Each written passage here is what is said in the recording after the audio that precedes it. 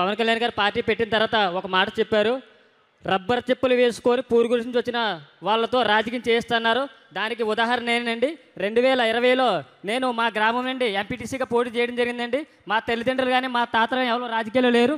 కానీ ఆ పవన్ కళ్యాణ్ గారిని స్ఫూర్తిగా తీసుకొని నేను 2020లో కేవలం నా వెనకాల నాయకులు లేకపోయినా సరే ఒక 15 మంది జన సైనికులతో పాటు ప్రచారం చేసి వాళ్ళ చందాలతో ప్రచారం చేసి నేను ఎలక్షన్లో పార్టిసిపేట్ చేయడం జరిగింది. ఆ ఎలక్షన్లో కేవలం నేను 13 ఓట్లతో మాత్రం ఓడిపోయానండి. 912 మంది మా గ్రామ ప్రజలు నాకు ఓట్లు వేశారు. ఈ సభాముఖంగా కోడూరు గ్రామ ప్రజలు ప్రతి ఒక్కరికి కూడా ఈ సభాముఖంగా హృదయపూర్వక ధన్యవాదాలండి. అలాగే ఇక్కడికి వచ్చిన జనసేనకు ఒక మాట చెప్పదలుచుకున్నాను. నేను 7 సంవత్సరాల క్రితం మీలాగే ఎక్కడో చివరి కూర్చునేవాడిని. కానీ ఈరోజు ఈ వేదిక మీద మాట్లాడుతున్నట్టు దానికి కారణం పవన్ కళ్యాణ్ గారి జనసేన పార్టీ. సామాన్యులు కూడా రాజకీయం చేయాలంటే అది ఒక జనసేన పార్టీలోనే సాధ్యం. ఈ యొక్క విషయాన్ని ప్రతి ఒక్కరూ గమనించి మన పార్టీ కోసం మీ యొక్క సాయశక్తి ప్రయత్నం చేసి పార్టీని అభివృద్ధి చేస్తాను కోరుతున్నాను. ఇంకొక విషయం ఏంటి, నేను ఓడిపోయిన తర్వాత ఇంటికి వచ్చేటప్పుడు ఒక పెద్ద దారిలో కనిపించాడు. ఏమైంది అని అడిగాడు. ఓడిపోయినా అన్నాను. అంటే ఆయన ఒక మాట అన్నాడు, ఓడిపోయావు 5 ఓట్లు అన్నాడు. 13 ఓట్లు అన్నాను. నీది ఓటమి కాదు, నీ వాళ్ళ రాజకీయ భవిష్యత్తు అంత ఉండదు నీ వయస్సు. అలాంటి తెల్ల చొక్కలకి గడగడలాడించావు, నీది నిజమైన గెలుపు అన్నాడు. ఆ మాట ఎప్పటికీ మర్చిపోలేను. నాకు ఈ అవకాశం ఇచ్చిన మీ అందరికీ ధన్యవాదాలు తెలుపుకుంటూ, అన్న హ్యాపీ బర్త్డే. మళ్ళీ నేను జీవితంలో చెప్పగలలో తెలియదు. Advance happy birthday. జై జనసేన, జై హింద్. ఇప్పటికీ మా చెంచు యువత అన్నని ఆదర్శంగా తీసుకుంటూ అన్నతో మాకు ఫోటో దిగాలని ఉండదు, అన్నతో మేము కలిసి షేకండ్ ఇవ్వాలని ఉండదు. అన్న ఆశయాలను ముందుకు తీసుకెళ్ళి ఈరోజు ఇలా నేను ఏ విధంగా వచ్చానో ఆ విధంగా ఆయన పిలిపించుకునే రోజు కోసం వెయిట్ చేస్తాం. అప్పటిదాకా మేము పార్టీ కోసం కష్టపడతాం, జనాల తరపున నిలబడతాం, సమస్యలపై మాట్లాడతామని చెప్పి మాకంత ధైర్యాన్ని నింపిన మా పవన్ కళ్యాణ్ అన్నకి మేము పాదాభివందనం తెలియజేసుకుంటున్నాం. పవన్ కళ్యాణ్ అన్న మాకు ఇచ్చిన శక్తి ఎట్లాంటిదంటే, మా కులదేవుడైనటువంటి శ్రీశైలం మల్లన్న దగ్గరికి, గౌరమ్మ దగ్గరికి వెళ్తే ఏ విధమైన శక్తి నింపుతుందో అంతకన్నా మించిన శక్తిని నాకు అన్న నింపాడు.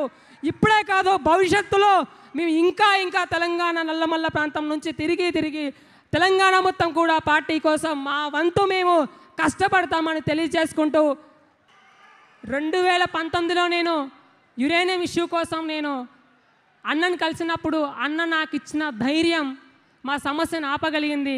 ఆ ధైర్యం వల్లే నేను గత 2019 నుంచి ఇప్పటిదాకా నేను సమస్యలపై పోరాడుతూ నాకు తోచిన విధంగా నేను సమస్యలకు పరిష్కారం చేసుకుంటున్నాను.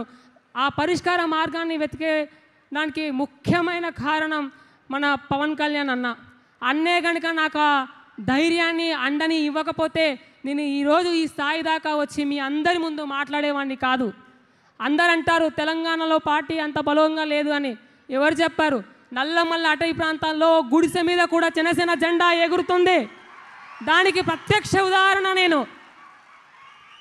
రాబోయే ఎన్నికల్లో కూడా తెలంగాణ పార్టీని తెలంగాణ నుంచి భవిష్యత్తు కాలంలో కూడా మాలాంటి వ్యక్తులు, మేము కాకుండా మాలాంటి వ్యక్తులు తెలంగాణ శాసనసభల్లో మన జనసేన పార్టీ తరపున, జనాల తరపున సమస్యల్ని లేవదీసి ప్రభుత్వం తరపున ప్రతి జనానికి అండగా ఉంటారనడానికి ఈరోజు పవన్ కళ్యాణ్ గారు నాకు ఇచ్చిన అర్హత ఏంటంటే, అడవి నుంచి ఇక్కడి దాకా వచ్చి మాట్లాడేంత ధైర్యం. నేను ఒక అనామికుడిని.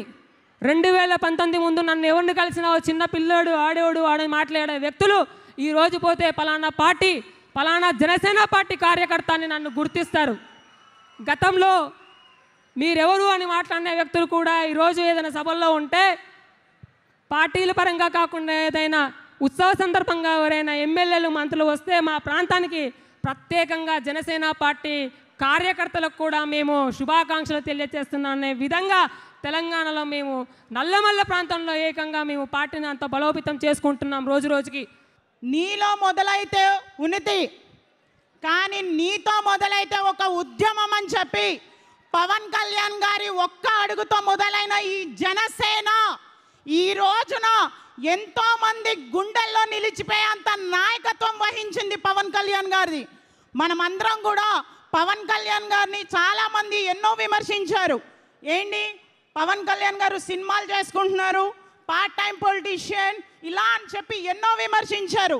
కానీ ఏ ఒక్కరు కూడా ఆయన పార్ట్ టైం ఏంటి, ఫుల్ టైం ఏంటి, పవన్ కళ్యాణ్ గారు నాయకత్వం వహించి నాయకుల్ని ఎన్నుకున్నారంటే కార్యకర్తలు కూడా పవన్ కళ్యాణ్ గారి లాగా పనిచేయడానికి సంసిద్ధం చేశారు. ఈ రోజున ప్రతి కార్యకర్త కూడా కార్యకర్త వెళ్తే పవన్ కళ్యాణ్ గారు వచ్చినట్టే అని ప్రతి గ్రామంలో మాట్లాడుకుంటున్నారు. అనే ఒక్కటి మేము ప్రౌడ్గా చెప్పుకుంటున్న విషయం ఏంటంటే, వైఎస్ఆర్సీపీ ప్రభుత్వం ఉన్నప్పుడు జనాలందరూ కూడా ఒక ఇరిటేషన్ ఫీల్ అయ్యేవాళ్ళని. కానీ జనసేన ప్రభుత్వం మన ప్రభుత్వం ఏర్పడ్డాక జనసేనలో ఉన్న ప్రతి ఎమ్మెల్యేని చూసి ఒక ఇన్స్పిరేషన్గా ఫీల్ అవుతున్నారు. ఈ రోజు మొత్తం కూడా మీరు అలాంటి నాయకుల్ని తయారు చేశారన్నయ్య. మాలాంటి యువతరానికి కూడా మీరు మంచి అవకాశాలు కల్పిస్తున్నారు. నిన్న ఒక చిన్న విషయం చెప్దామనుకుంటున్నాను. మీరు ఒక విషయం షేర్ చేశారు. పవన్ కళ్యాణ్ గారు చెట్టు కింద కూర్చొని అన్నం తింటున్నారు, గడ్డం పెంచేసుకుంటున్నారు అని ఇలా చెప్తున్నారు. పవన్ కళ్యాణ్ గారు సినిమాలో మేము ఎంత ఆదరిస్తామో, మీరు ఏ రోజైతే చెట్టు కింద కూర్చొని ఆ అన్నం తింటున్నప్పుడు, ఆ గడ్డం పెంచుకుంటున్నప్పుడు మాకు చాలా చాలా చాలా అందంగా కనిపించారన్నయ్య. ఎందుకంటే మా అందరికీ కూడా మా కోసం మీరు బయటికి వచ్చి ఆ కష్టాలు పడుతూ చెమట నీరు చిందిస్తూ మా కోసం కష్టపడ్డారన్నయ్య. మీకు పాదాభివందనాలు. చాలా మా అందరి తరఫున, వీర మహిళలందరి తరఫున, జన సైనికులందరి తరఫున పాదాభివందనాలు అన్నయ్య. మీ అందరూ ఒకటే గుర్తుపెట్టుకోండి, పవన్ కళ్యాణ్ గారు రాకముందు, పవన్ కళ్యాణ్ గారు వచ్చిన తర్వాత మహిళలకి ఎటువంటి భరోసా కల్పించారంటే, పవన్ కళ్యాణ్ గారు రాకముందు మహిళలందరూ కూడా భద్రత కోసం మాత్రం పోరాటం చేసేవాళ్ళు. కానీ పవన్ కళ్యాణ్ గారు నాయకత్వం వచ్చాక భద్రత జనసేన పార్టీకి వదిలేసి మా ఆశయాల కోసం, మా హక్కుల కోసం పోరాడే రోజులు తీసుకొచ్చారు అన్నయ్య. ఈరోజు ప్రతి ఆడబిడ్డ అన్యాయం జరిగినా ధైర్యంగా ఎదుర్కొంటుంది. ఈ రోజున ఆ ధైర్యానికి ఎగ్జాంపుల్గా ఏంటంటే, నేనే ఎదుర్కొన్నాను. వారాహి యాత్ర జరుగుతున్నప్పుడు ఒక వాలంటరీగా వెళ్ళాను. నేను మహిళగా వాలంటరీగా వెళ్తే రిటర్న్ ప్రయాణంలో నాపై తణుకులో దాడి చేశారు. ఎలాంటి దాడి అంటే, జనసేన జెండా పట్టుకొని వచ్చావా, ఆడదానివని కూడా చూడను, చంపి పడేస్తామని. కానీ నా అన్నయ్య ఇచ్చిన ధైర్యం, ఈరోజు నేను ఒక్కదానే ఆడదాని. ఆ రోజు అందరూ చుట్టూతో మగవాలి. ఒక్కదాని అర్ధరాత్రి 12 గంటలు, నా కొడుక్కి 3 సంవత్సరాలు. నేను పాలకొల్లు నుంచి తణుకు గంట ప్రయాణం. నా కొడుకును వదిలేసి వచ్చి అన్నయ్య కోసం పనిచేయడానికి సిద్ధంగా ఉన్న టైంలో అర్ధరాత్రి 12 గంటల వరకు నా కోసం నేను ఫైట్ చేయగలిగే అంత ధైర్యాన్ని ఇచ్చింది నాకు అన్నయ్య నాయకత్వం. అంతటి ధైర్యంలో నాయకుడు ఎలా ఉంటే కార్యకర్తలు కూడా అలాగే ఉంటారనడానికి నిదర్శనం ఒక్క ఫోన్ కాల్ చేశానండి. ఒక్క ఫోన్ కాల్, శివదత్, బోడపాటి గారు, శ్రీనివాస్ పట్నాయక్ గారు, the whole team, voluntary team మొత్తం అక్కడికి వచ్చేసి నా కోసం నిలబడి అక్కడ ఉన్న వాళ్ళందరినీ కూడా పోలీస్ స్టేషన్కి తీసుకెళ్ళి మాకు జరిగిన అన్యాయానికి న్యాయం చేయించగలిగారు. I am very thankful to Janasena voluntary whole team on this the stage. Thank you so much అన్నయ్య. మీరు ఇలాంటి నాయకత్వంని ఇంకా ఇంకా తయారు చేసి మాలాంటి వాళ్ళకి ఇన్స్పిరేషన్గా నిలవాలని మనస్ఫూర్తిగా కోరుకుంటున్నాను. థ్యాంక్ యూ సో మచ్ అని. అక్కడ ఎగురుతున్న జనసేన జెండాను చూడండి. తెలంగాణ గడ్డ మీద పుట్టిన జెండా, ఆంధ్ర రాష్ట్ర ప్రజలకు అండా దండ, ఒక దేశపు జెండాకున్నంత పొగరున్న జెండా అది. అన్యాయాలకు అరాచకాలకు గురై వ్యవస్థలతో పోరాడి ఆశల్ని చంపుకొని ఉన్న ప్రతి ఒక్కరికి గుండెల్లో ఆశల్ని చిగురించే జెండా అది. జనసేన జెండాకున్న పొగరు ఎలాంటిదంటే, క్షమించాలి, సోషల్ మీడియాలోని డిబేట్లలోని చాలా కాన్ఫిడెంట్గా మాట్లాడినవాడిని. దశాబ్ద కాలపు నిరీక్షణ తర్వాత అన్ని పక్క నుండి మాట్లాడడం వల్ల కొంచెం వెన్నులో వణుకు పుడుతుంది. చాలా మాట్లాడదాం అనుకొని వచ్చాను, కానీ ఇక్కడికి వచ్చిన తర్వాత అన్నీని చూసిన తర్వాత, అన్నీ పక్కన నుంచున్న తర్వాత చేతులు వణుకుపోతున్నాయి. సరే, కంటిన్యూ చేస్తాను. జనసేన జెండాకున్న పొగరు అలాంటిది. ప్రత్యర్థుల గుండెల్లో దడలు పుట్టించే జనసేన జెండా అది. అలాంటి జెండాని పోటీ చేసిన 21 చోట్ల రెపరెపలాడించిన వీర సైనికులు మనందరం. మనం గెలిచిన తర్వాత మనందరం ఎందుకో రిలాక్స్ అయ్యాం అనిపిస్తుంది. మనం ఎవరి కోసం కష్టపడ్డాం? ఉప ముఖ్యమంత్రి పవన్ కళ్యాణ్ గారి కోసమా? అధ్యక్షులు పవన్ కళ్యాణ్ గారి కోసమా? మన అన్నయ్య పవన్ కళ్యాణ్ గారి కోసం కాదా? ఆయన మన అన్నయ్య కాదా? మహాశివుడు విశ్వమంతటికి దేవుడైనప్పటికీ విఘ్నేశ్వరుడికి అన్నయ్య అయినట్టు ఆయన ఉప ముఖ్యమంత్రి అయినా, ముఖ్యమంత్రి అయినా, ప్రధానమంత్రి అయినా కూడా మనకి మాత్రం అన్నయ్యే. ఆయనకి మనకి దూరం 2 గుండెలు మాత్రమే. ఆయన మన సొంత అన్నయ్య. ఇది మన సొంత party, Janasena party. Janasena party కోసం మనం శ్రమించాం, గెలిపించాం. గెలిచిన తర్వాత ఎందుకో కొంచెం రిలాక్స్ అయ్యాం. మనం ఆయన్ని ఉప ముఖ్యమంత్రి స్థానంలో కూర్చోబెట్టాం. ఇది మనకి సరిపోతుందా? మన కోరిక నిజం అవ్వాలంటే ఏం చేయాలి? పదవుల కోసం ప్రాకులాడితే సాధ్యమవుతుందా? ఫోటోల కోసం ఎగబడితే సాధ్యమవుతుందా? మరేం చెయ్యాలి? ప్రభుత్వం అమలు చేస్తున్న ప్రతి పథకాన్ని ప్రజల్లోకి తీసుకెళ్ళాలి. పవన్ కళ్యాణ్ గారు చేస్తున్న ప్రతి పథకాన్ని ప్రజల్లోకి తీసుకెళ్ళాలి. ఇవన్నీ చేసి మనం కష్టపడినప్పుడే మన కోరిక నిజం అవుతుంది. అనియా, దశాబ్ద కాలం నిరీక్షణ తర్వాత నాకు అవకాశం వచ్చింది అనియా. ఒక 2 నిమిషాలు ఎప్పటి నుంచో మీకు చెప్పాల్సిన మాట ఒకటి చెప్పేసి ముగించుకుంటాననియా. 2017లో ఔత్సాహికల ఎంపిక ప్రక్రియ అని చెప్పి విశాఖపట్నం అంబేద్కర్ కాలనీలో పెట్టారన్న, అంబేద్కర్ భవన్లో.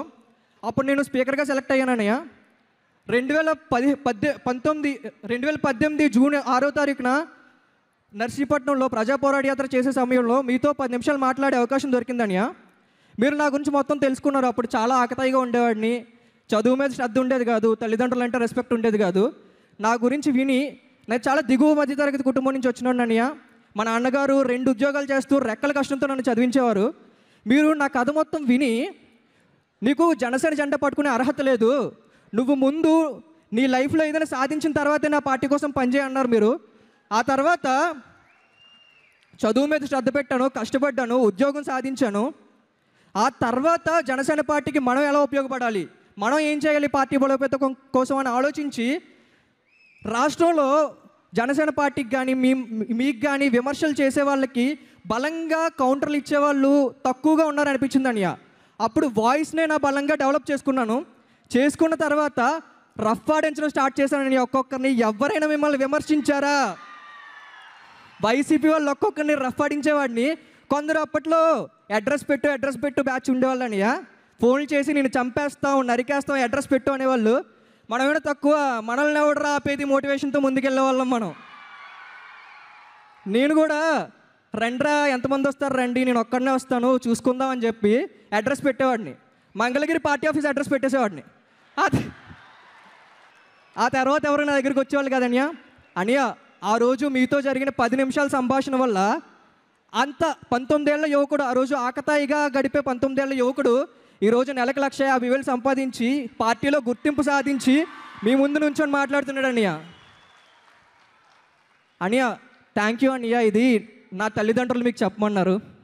ఎదురీదే యువత ముందు ఎంత పెద్ద ఉప్పెనైన అలల ముందు గడ్డిపోచరా, ఉరకలెత్తు ఉడుకు రక్త కాసారం పొంగినప్పుడు ప్రళయమే తలొంచి తీరురా, నిశా విలాసాలు ఎంతసేపురా, ఉషోదయాన్ని ఎవడాపురా, ఏ ఆవేశానికి అవధులు అన్నీ కకావికలమైపోతాయో, ఏ అశాంతిని భరించలేక శాంతి కపోతం సైతం సింహనాదమై గర్జిస్తుందో, ఆ యువశక్తిని, ఆ నవశక్తిని, ఆ బడబాగ్ని, ఆ విప్లవాన్ని అణిచివేసేది ఎవరు చెప్పండి ఒక్కసారి మీరు అందరూ కూడా. ఎందుకంటే ఇది ఒక దశాబ్ద కాలం పాటు అన్నగారితో ప్రయాణం చేసినటువంటి వ్యక్తిని, ఒక వ్యక్తి, ఒక సామాన్యుడు ఎక్కడో మొగుడు పిల్లలు ఇద్దరు కూడా ఉద్యోగం చేసుకుంటూ ఒక సామాజిక స్పృహతో, అన్నగారి మీద అభిమానంతో రాజకీయాల్లో ఎదగాలి, రాజకీయాల్లో ఒక ఐడెంటిఫికేషన్ తెచ్చుకునే ఉద్దేశంతో ప్రయాణించినటువంటి వ్యక్తి. ఆ వ్యక్తి ఒక నియోజకవర్గంలో, ఒక మండలంలో, హోరు వైసీపీ గాలిలో ఆ వ్యక్తి ఇచ్చినటువంటి స్ఫూర్తితో ఒకే మండలంలో 17,000 ఓట్లు ఎలా తెచ్చుకున్నాడు అనడానికి ప్రత్యక్ష నిదర్శనం అన్నగారు శ్రీ కొణిదెల పవన్ కళ్యాణ్ గారు. ఆయన ఇచ్చినటువంటి స్ఫూర్తి ఎక్కడా కూడా ఎవ్వరికి కూడా తలొగ్గలేదు, ఏ రోజు కూడా భయపడలేదు, ఎక్కడ అసంతృప్తి చెందలేదు. కానీ ఒక్కటి మాత్రం నిజం, ఎవరైనా సరే మనస వాచ కర్మేణ ప్రయాణం చేస్తే నాయకుడిగా ఎదగొచ్చు. నిన్న మీటింగ్లో కూడా అన్నయ్య చెప్పారు, మీకు నాయకత్వం అనేది వస్తుంది, ఆ నాయకత్వానికి ఎంతో ఓపిక కావాలి, సహనం కావాలి అని చెప్పారు. అలా ప్రయత్నం చేస్తే వచ్చినటువంటి ఒక గుర్తింపు, అది కేవలం జనసేన అని శ్రీ పవన్ కళ్యాణ్ గారు ఇచ్చింది. అదేవిధంగా ఇంకొక వ్యక్తిని మా ఈ ప్రయాణంలో ఎప్పుడూ కూడా వెన్నంటే మమ్మల్ని నడిపించినటువంటి శ్రీ నాదెండ్ల మనోహర్ గారు ఏ కార్యక్రమం తలపెట్టినా సరే మీరు చెయ్యండి అని వెన్నుదన్నుగా నిలబడినటువంటి వ్యక్తి. అదేవిధంగా వేదిక మీద ఉన్నటువంటి ప్రతి ఒక్కరిని కూడా స్మరించుకుంటూ ఇటువంటి చక్కటి అవకాశాన్ని మాకు కల్పించినటువంటి మీ అందరికీ కూడా శిరస్సు వంచి నమస్కారాలు తెలియజేసుకుంటూ ఒక్కసారి చెప్పండి, అన్నా శ్రీ కొణిదెల పవన్ కళ్యాణ్ గారి నాయకత్వం, అన్నా శ్రీ పవన్ కళ్యాణ్ గారి నాయకత్వం. జై జనసేన, జై జనసేన.